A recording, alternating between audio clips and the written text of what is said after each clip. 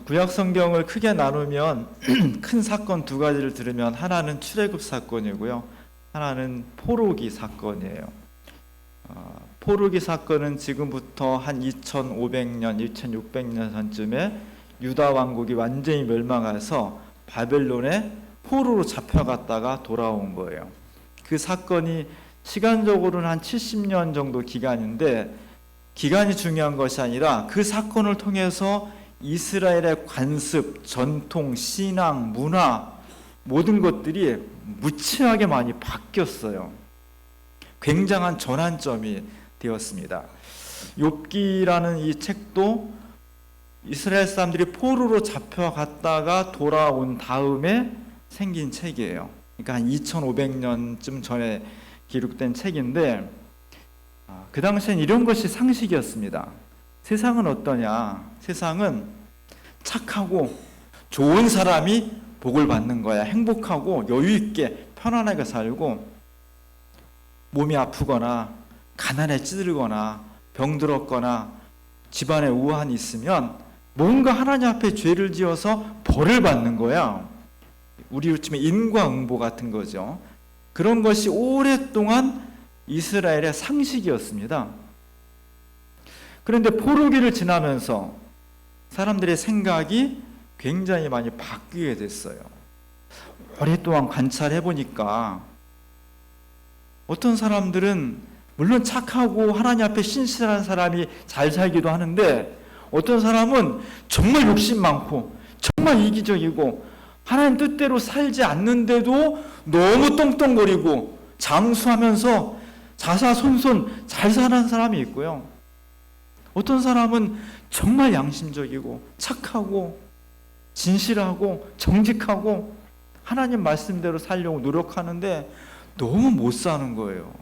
막 집안에 우환이 있고 살림이 망하고 다 쓰러져 가고, 이런 것을 보면서 한쪽에서 이런 의문이 생긴 거예요. 하나님이 선하신 하나님이라면, 하나님이 정의로우신 하나님이라면 그가 창조하신 세계도 정의로워야 된다, 선해야 된다. 그런데 세상을 가만히 관찰해 보니까 그런 부분도 많이 있지만 그렇지 않은 부분도 있더라. 그래서 많은 사람들이 잘 못되고 행복하지 못하면 저 사람이 죄를 지은 거고 하나님의 벌을 받은 거야, 이렇게 가뜩이나 몸도 아프고 경제적으로 어렵고 집안이 막 쑥대밭이 돼서 힘들은데 거기다가 주위의 시선이 너 죄 지었지? 너 죄인이야? 뭐 이런 시선까지 있는 게 너무 힘든 거예요. 거기에 대해서 오늘 욥기를 통해서 꼭 그런 것만은 아니다. 이 세상에 힘들고 어려운 사람이 이유를 알 수 없지만 꼭 죄를 지어서 잘못해가지고 벌을 받는 거 꼭 그런 건 아니다. 그런 경우도 있지만 꼭 그런 건 아니다. 그런 이야기를 지금 욥기를 통해서 이의를 제기하고 있는 거예요. 욥기는 문학입니다. 욥기는 역사가 아니고 문학이에요. 문학은 자기가 말하고 싶은 것을 강조하기 위해서 극단적인 설정을 해요. 욥은 동방의 의인이었습니다. 욥만큼 하나님 잘 믿은 사람 없고요, 욥만큼 정직하고 신실하고 의로운 사람이 없어요. 근데 그의 삶은 그 누구보다도 파탄이 났습니다. 가장 어렵고 가장 힘든 심판을 받았습니다. 가장 성실한 사람이, 가장 착한 사람이 행복해야 되는데 가장 성실한 사람이, 믿음이 좋은 사람이 가장 불행에 빠졌어요. 오늘 하루아침에 재산 다 잃어버렸습니다. 양, 낙타 모든 게 다 무너졌고요. 특히나 10명의 자녀가 한꺼번에 다 죽었어요. 아들 7, 딸 3이었는데 한꺼번에 죽었습니다. 그리고 본인은 악성 피부병, 그것 때문에 평생을 괴롭게 살았어요. 나중에 가면, 끝에 가면 욥기 끝에 다시 하나님께서 아들 7을 주고 딸을 3을 그대로 보상을 해줘요. 그러면 다 회복된 건가요? 물건이라면 잃어버렸다가 찾으면 회복이 된 거예요. 재산이라면 한 1억 잃어버렸다가 1억을 나중에 다시 벌면 회복이 된 겁니다. 근데 자식은 자식이 10명이 낳다 죽었는데 다시 나중에 10명을 낳으면 회복된 거예요? 욥기에서 말하고 있는 것은 그런 회복이 아니라 하나님께서 선하다고 일컫는 사람이 이 땅에 왜 고난을 받는지, 이 땅에 왜 악이 존재하는지, 이런 문제들, 잘 해결할 수 없는 문제들을 문학이라는 표현을 통해서 우리한테 제기를 하고 있는 거예요. 딱히 어떤 해결책은 없어요. 그래서 성경에는, 구약 성경에는 이렇게 사실이라기보다는 입슴직한 이야기들을 문학의 형태로 만들어서 사람들한테 문제를 제기하고 신앙에 도움을 주는 책들을 지혜문학이라고 해요. 그래서 욥기, 시편, 잠언, 전도서 뭐 이런 책들이 지혜문학이에요. 우리가 삼국지 많이 읽죠? 아니면 도스토옙스키의 까라마조프가 형제들, 이런 게 되게 좋은 책들이에요. 이 책을 읽으면 인간이 어떻게 살아야 되는지, 어떻게 사는 것이 정말 행복하게 사는 것인지, 인간의 존재가 무엇인지 뭐 이런 거에서 깊이 생각하게 해줘요. 이런 것들은 문학입니다. 사실이 아니라. 사실이 아니고 문학이니까 별 의미가 없어요. 그렇지 않습니다. 그런 것처럼 욥기도 문학 작품이에요. 근데 그것을 읽는 사람마다 신앙이 무엇인지, 세상의 선은 무엇이고 악은 무엇인지 이런 것을 깊이 생각하게 해주기 때문에 성경에 들어왔고, 이 성경을 통해서 후대의 많은 사람들이 정말 깊은 인간과 역사에 대해서 생각할 수 있는 계기가 된 것입니다. 오늘 제가 주보에 윌리엄 블레이크라는 화가가, 영국의 화가가 200년 전쯤에 욥기의 이야기를 시리즈로 쭉 작품을 만들었어요. 그 중에 한 편을 실었습니다. 재산도 잃어버리고 자식도 다 죽고 본인은 막 욕창 같은 게 나가지고 너무너무 고통스러워서 성경에 보면 기왓장으로 자기 몸을 긁었다고 나올 정도로 고통에 빠진 욥이 하나님 앞에 한탄하는 장면입니다. 거기에 세 친구가 멀리서 찾아와요. 이 세 친구는 이스라엘의 전통적인 사고방식을 가지고 있는 사람이에요. 네가 동방의 의인이라고 했는데 사실은 인간이 알지 못하는 뭔가 죄를 하나님 앞에 졌기 때문에 네가 이런 심판을 받는 거야. 너 빨리 회개해. 이렇게 다 다그치는 거예요. 손가락질을 하죠. 막 지적질을 하는 겁니다. 이 세 친구는 뭐 요만큼의 뭐 주저함도 없어요. 똑같이 단호하게 네가 죄인이야. 네가 이렇게 고난받는 것, 이렇게 어려움에 빠진 것 네 책임이야. 네 죄 때문이야. 이렇게 다그치고 있는 겁니다. 참 곤혹스럽죠. 그러자도 힘드는데 친구들이 와서 위로해 주기는커녕 또 심판을 하는 거예요. 옆에 있는 아내까지도, 자기를 가장 잘 이해해 줘야 될 욥의 아내까지도 욥을 뭐라고 막 비난합니다. 성경 2장, 욥기 2장에 보면은 이렇게 얘기해요. 하나님을 욕하고 죽으라고 그래. 성경이니까 좀 고상하게 표현한 거고요. 지금 우리 식으로 하면, 여러분 말고 제 식으로 하면 이 빙신 같은 놈 하나님 욕하고 뒤져버려 이런 거예요. 나가서 뒤져버려 그런 거예요. 그렇게 막 욥을 비난하는 거예요. 이 부인까지도. 뭐라고 말 좀 해봐. 당신 이 꼴이 뭐야? 하나님을 그렇게 섬기면서 그렇게 하나님을 소중히 여긴다면서 이게 뭐냐고 이렇게 하는 거예요. 거기에 대해서 욥은 하나님 앞에 항변합니다. 온몸이 다 욕창이 나가지고 막 긁고 피가 나고 고름이 나고, 하나님 저한테 왜 이러시는 거예요? 제가 어떤 잘못을 저지른 겁니까? 내 이 고통이 어떤 이유에서 이런 겁니까? 라고 하나님 앞에 항의를 하고 있습니다. 이 항의가 한편 정당한 거예요. 이 땅에 살아가면서 인간의 삶이나 역사가 선한 사람이 잘되고 악한 사람이 심판을 받는 경우도 있지만 이유를 알 수 없이 선한 사람이 고통을 받는 경우가 있는 거예요. 광주 시민들을 그렇게 무참하게 죽이고 수많은 사람들을 고통에 빠뜨렸던 전두환은요, 장수했어요. 오래오랫동안 호의호식하면서 뭐 세금 낼 게 없다고 벌금 낼 게 없다고 하지만 엄청난 돈을 쓰며 살았어요. 그런 거에 비하면 세월호의 학생들이나 이태원의 젊은이들은 왜 그렇게 무참하게 죽어야 되는지, 사실은 우리가 정직하게 하나님을 신앙하려면 이런 불의에 대해서, 이런 조리 있지 않은 것에 대해서, 세상의 부조리에 대해서, 불의에 대해서 하나님 앞에 항의해야 된다고. 악다구니 써야 된다고요. 그렇게 무겁게 진지하게 인생과 역사의 문제를 가지고 씨름해야 돼요. 고민해야 돼요. 욥기는 이런 고민을 하라는 겁니다. 마치 신앙하는 사람은 아무 근심 걱정도 없이 고민도 없이 그냥 문외아처럼 그냥 허허거리며 살아간다. 그렇지 않아요. 예수님은 삶에 고민이 많았기 때문에 광야에 나가서 40일 동안 먹지도 않고 잠도 안 자고 그렇게 고민했던 거예요. 그 고민의 과정이 있었기 때문에 세상을 구원할 수 있는 메시아의 사명을 감당할 수 있었던 겁니다. 기독교인들 고민해야 돼. 욥기처럼 울부짖어야 됩니다. 우리 인생이, 우리 역사가 이렇게 고통이 있는데 왜 그러는 겁니까? 하나님 제발 좀 답해 주세요. 그런 깊은 고민의 자세가 있어야 되는 겁니다. 욥기의 결론은 우리가 하나님 앞에서 참된 지혜를 가져야 된다는 거예요. 성경의 지혜는 뭐냐? 요즘 우리가 아무개 참 지혜로워 그러면 어때요? 쟤는 참 저 사람 현명해.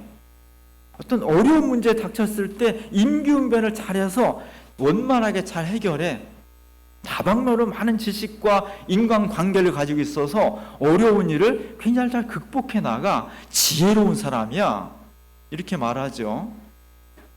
그럴 때 지혜가 틀린 건 아니지만 성경에서 말하는 지혜는 그 정도 수준의 지혜가 아니에요. 성경에서 말하는 지혜는 우리의 모든 문제를 해결해 줄 수 있는 구원의 지혜예요.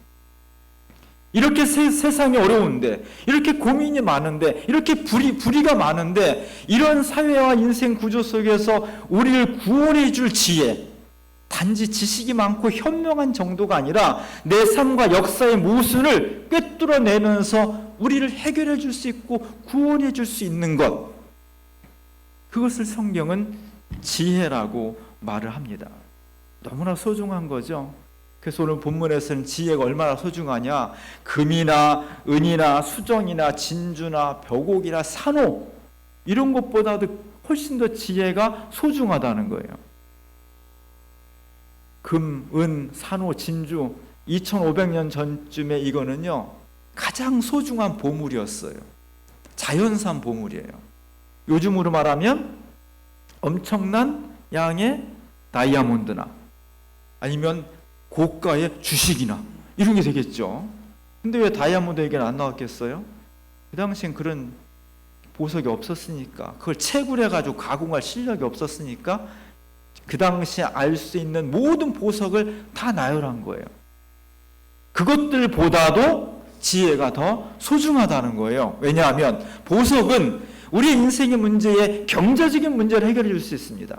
내가 아주 돈이 없을 때 금 한 10돈 있으면요 내 궁핍을 해결해 줄 수 있어요.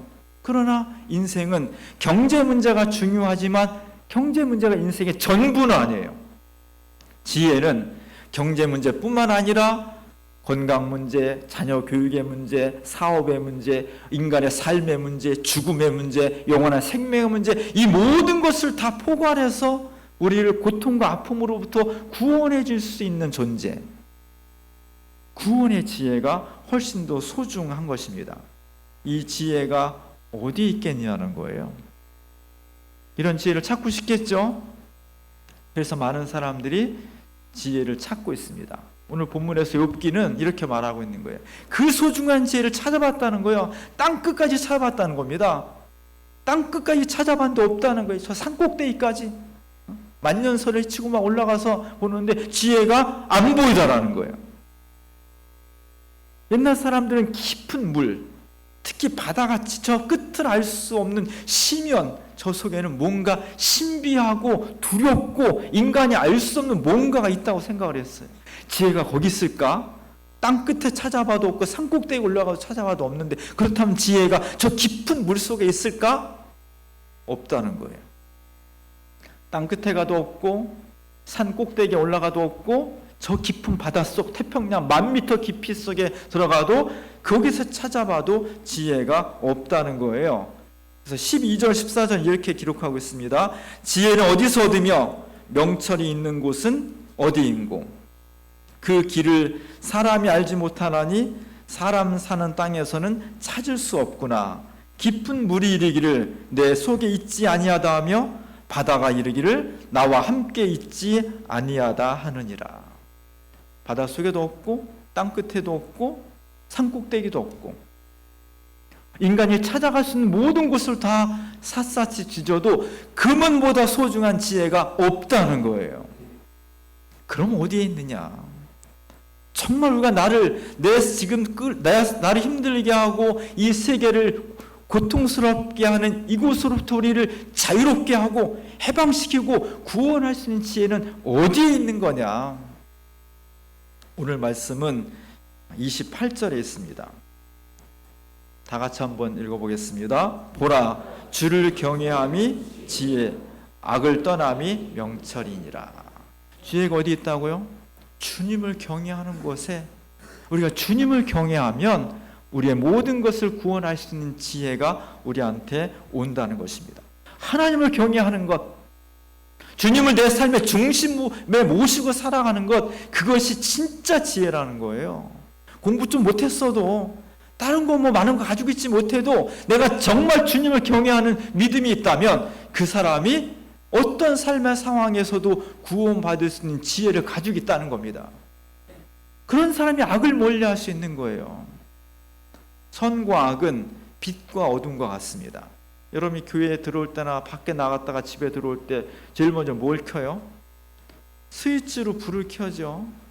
스위치로 불을 켜기 전까지는 실내가 깜깜합니다.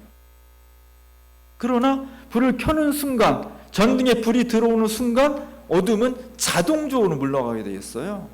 스위치 켜고 팔을 내줘갖고 어둠을 막 내몰고 그러지 않아도 어둠이 자동적으로 물러가요. 하나님을 경외하면 악은 물러가게 되어 있다는 겁니다. 우리가 정말 하나님을 섬기고 주의 말씀대로 살고 노력하면 내 속에 있는 모든 죄와 유혹과 악이 마치 불을 켜면 어둠이 자동적으로 물러가듯이 다 물러가게 되어 있다는 겁니다. 그러기에 우리는 오직 주님을 섬기고 주님을 경외하는데 내 삶의 모든 초점을 모으는 그런 신앙이 되어야 될 것입니다. 오늘 우리가 맥주 감사주의를 맞이했습니다. 감사는 어디서 오는 걸까? 2002년도에 우리나라에서 월드컵이 열렸습니다. 우리나라가 4강에 올라갔어. 아마 앞으로 4강 올라가기 쉽지 않을 거예요. 여러 가지 운도 좋았고요. 개최국이 2점도 있었고, 그때 온 국민이 다 붉은 악마 옷을 입고 다 저 시청 광장에 저기뿐만 아니라 자기가 사는 동네 길거리 다 쏟아 나왔어요.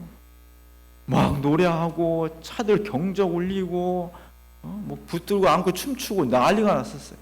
기쁨을 누가 해라고 해서가 아니라 그냥 자동적으로 나오는 자연스러운 기쁨이 온 세계에 충만했습니다.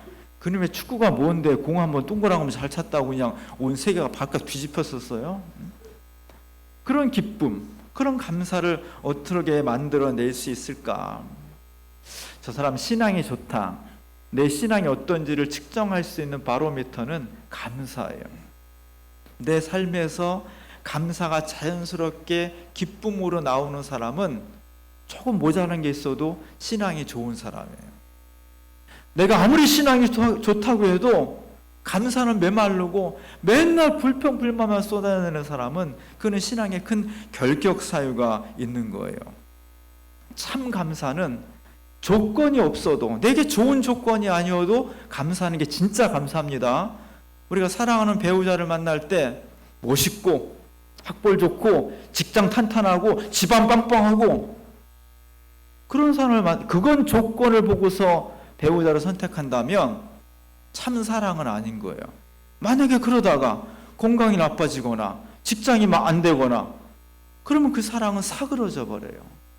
진짜 사랑은, 진짜 감사는 하나님께서 내게 좋은 것을 주셨기 때문에, 물론 좋은 것을 주셨을 때 감사해야죠. 그랬을 뜻뿐만 아니라 때로 내게 고통이 오고 납득할 수 없는 아픔이 오고 욥처럼 힘들고 고난스러운 삶이 온다 할지라도 내가 주님이기 때문에 주님을 경외하며 하나님을 사랑하겠습니다. 하나님 너무나 감사합니다. 이것이 진정한 감사가 되는 것입니다. 오늘 하나님께서 우리에게 구원의 지혜를 주셨어요. 신약 성경에 오면 우리를 구원할 수 있는 지혜는 어디에 있느냐? 다른 데 있지 않습니다. 예수 그리스도가 십자가 달려 죽으심으로 우리의 모든 죄를 용서하고 대속하셨고, 그 십자가 달려 죽으신 예수 그리스도가 죽음에 갇혀 있지 않고 다시 부활함으로써 우리에게 영원한 소망과 용기와 새로운 가능성을 열어주셨다는 것, 이것을 믿음으로 받아들이는 사람이 지혜로운 거예요. 이 믿음을 가지고 있는 사람이 지혜를 갖고 있는 겁니다. 좀 부족해도, 좀 연약해도, 좀 모자라도, 남들보다 뛰어나지 못해도 그 속에 예수 그리스도의 십자가의 은혜와 부활의 권능을 가지고 있는 사람은, 믿음을 가지고 있는 사람은 그는 곧 구원의 지혜를 간직하고 있는 사람이에요. 이게 소중한 겁니다. 오늘날 이 똑똑한 시대에, 오늘날 이 지식, 과학 기술이 발달한 시대에 이 믿음을 많은 사람이 갖고 있지 않습니다. 예수님께서 이런 말씀하셨어요. 누가복음 10장 21절에 보면은 하늘과 땅의 주님이신 아버지, 지혜롭다는 사람들과 똑똑하다는 사람들에게는 이 모든 것을 감추셨다는 거예요.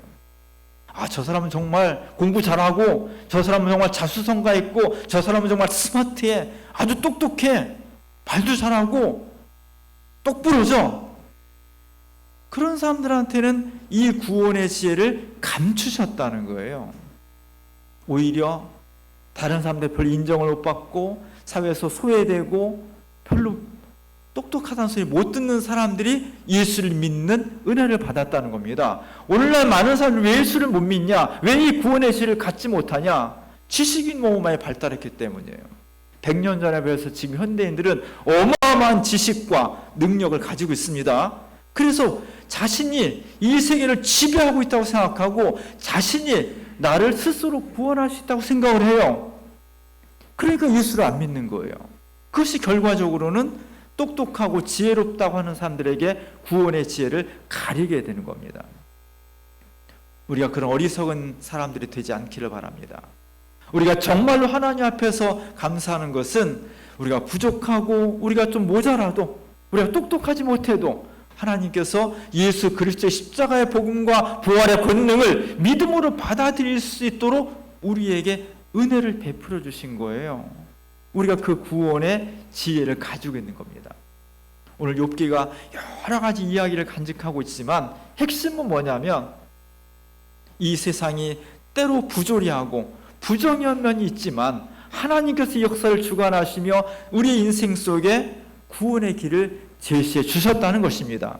그것은 구원의 지혜예요. 그리고 그 구원의 지혜는 바로 하나님의 아들로서 이 땅에 오셔서 우리를 위해 십자가 달려 돌아가시고 부활하심으로써 새로운 생명의 길을 제시해 주신 예수 그리스도, 그분을 영접하고 그분과 함께 동행하기로 한 모든 사람이 이 세상에서 제일 똑똑한 사람이고 제일 지혜로운 사람이고 제일 유능한 사람입니다. 그 사람에게 구원이 임하기 때문입니다. 오늘 전반기를 마감하고 후반기를 새로 시작하는데 저 전반기에 매ական 모든 일이 다 잘 됐겠어요? 다 성공했겠어요? 그것도 감사하지만 우리 하나님께서 내게 구원의 지혜 예수 그리스도를 믿을 수 있는 믿음을 주셔서 그 믿음을 통해서 우리가 구원의 백성이 되었다는 것, 이거 하나 때문에 진심으로 감사하고 이거 하나 때문에 새로운 용기를 낼 수 있는 우리 모두가 될 수 있기를 주님의 이름으로 간절히 축원합니다. 기도하겠습니다. 그리스도 십자가 부활의 믿음을 통해서 우리를 지혜롭게 하시니 고맙습니다. 이 세상 때로 부조리하고 때로 불의가 세상을 압도하는 것 같지만 그 속에 살아 움직이는 그리스도의 십자가와 부활의 권능을 저희가 붙잡고 오직 하나님만 경외하면서 믿음으로 지혜롭게 되며 그 지혜를 통해 참된 행복과 구원에 이를 수 있는 우리 모두가 되게 하옵소서. 지난 6개월도 돌봐주신 하나님께서 올해 남은 6개월 동안도 동행하시어서 믿음과 지혜로 구원의 삶을 체험하는 우리 모두가 되게 하옵소서. 예수님의 이름으로 간절히 기도합니다.